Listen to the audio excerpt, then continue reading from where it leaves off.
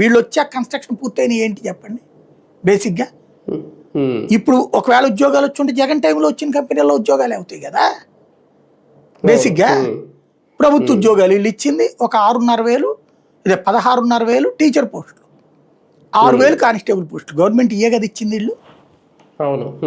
జగన్ 1,35,000 ఇచ్చేసాడు కదా మొదటేడాది, వీళ్ళు 2 ఏళ్లలో ఇచ్చింది ఈ అతను 1,30,000 మొదటేడాది ఇచ్చేసాడు కదా.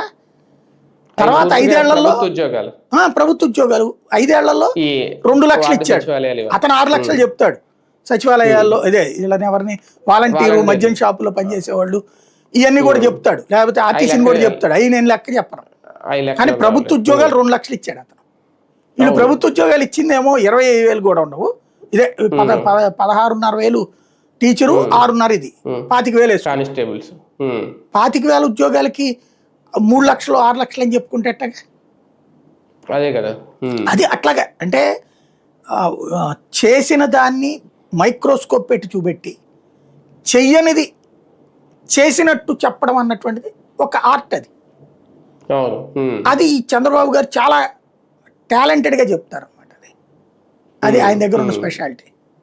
ఈ మద్యం స్కామ్ ఇంకా లోతైన విచారణ జరిపిస్తాము అంటున్నారు. అంటే ఇప్పటికే దాదాపుగా ఒక కొలుక్కు వచ్చేసింది అనుకుంటే మళ్ళీ ఏమైనా మొదట తీసుకొస్తారా? ఈ 10,000 కోట్ల లెక్క ఏంటి? 5 ఏళ్ల పాటు నడుస్తూ ఉంటుందండి. 10,000 ఏంటి అని అడిగితే 1,00,000 కోట్లు అనండి, బాగుంటుంది కదా అది పిక్చరు.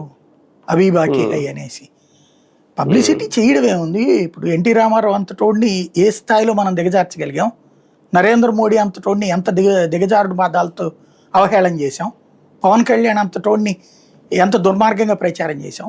కావాలనుకుంటే అందరూ